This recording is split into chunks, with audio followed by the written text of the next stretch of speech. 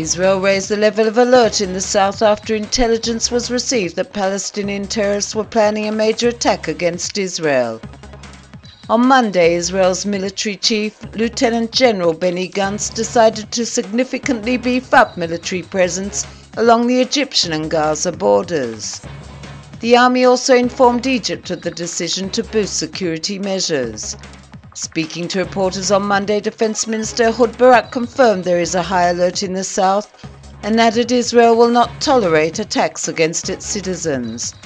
The move came 10 days after 8 Israelis were killed in a 3-stage terror attack along Israel's border with Egypt. Last week, Gantz implemented an array of defensive measures after intelligence indicated Palestinians were planning similar attacks. Meanwhile, the London-based Al Hayat newspaper said Monday 1,500 Egyptian soldiers were deployed in the Sinai Peninsula following an agreement with Israel.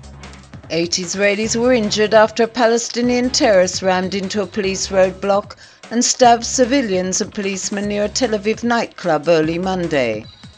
The attack occurred as hundreds of teenagers attended an end-of-summer party at the South Tel Aviv nightclub. Police said the terrorist later revealed he had intended to enter the nightclub and attack civilians there, but his plans were thwarted due to a police roadblock set up nearby. The 20-year-old Nablus resident flagged down a taxi near Jaffa and attacked the driver, stabbing him in the hand before forcing him out of the vehicle. He then drove the taxi towards the nightclub and rammed the car into a police checkpoint, injuring border policemen and a number of civilians. He then got out of the car wielding a knife and screaming Allah Akbar, attacked policemen and a security guard before he was caught and arrested. In an unusual move, the Palestinian Authority issued a statement condemning the Tel Aviv attack, but also condemned Israel's airstrikes in Gaza and military operations in the West Bank. A senior Israeli defense official said Israel will not be able to wipe out Iran's nuclear sites with one single strike, and added that the United States has a better chance than Israel to convince Iran to halt its nuclear program. We're not talking about Iraq or Syria, where one strike would derail the program, the unnamed official said, referring to Israel's 1981 airstrike that destroyed Iraq's atomic reactor and the bombing in 2007 of a Syrian site which the UN Atomic Agency said was very likely a nuclear reactor. The official made the statements during a recent meeting with foreign journalists where he delivered an assessment of the security situation in the region.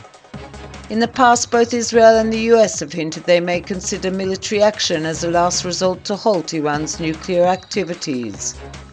The Islamic Republic has denied the claims, saying its nuclear activities are geared to generate electricity. Heavy gunfire was reported in Hit, a village near the Lebanese border, and Rastan, located north of Homs, where security forces from Syria were deployed. Local residents said the crackdown was in response to reports that a number of Syrian soldiers had defected from the army. The latest developments on Monday came amid reports that Nabil al-Arabi, the Secretary-General of the Arab League, announced plans to visit Damascus. Meanwhile, authorities in Syria have imposed changes on the country's media law, imposing restrictions on published material and holding editors and journalists accountable for violations. Media outlets will be barred from publishing news related to the country's security forces or content that affects national unity and national security. The Syrian Observatory for Human Rights said it had received reports of violations against civilians committed by the security forces, including holding some hostage, destroying homes and threatening family members of wanted fugitives. The Finance Ministry is considering raising taxes on the highest earners in order to fund more social measures. Treasury officials are considering introducing a so-called wealth tax by adding new income tax brackets for the highest earners. Treasury and tax officials are also considering increasing the tax on interest payments, dividends and capital gains by 5%. These taxes currently range from 15% to 25%. Officials said the extra money would be used to fund measures demanded by social justice protesters and lower the burden on the middle class. Treasury officials are also considering halting planned cuts to corporate tax and income tax in January 2012.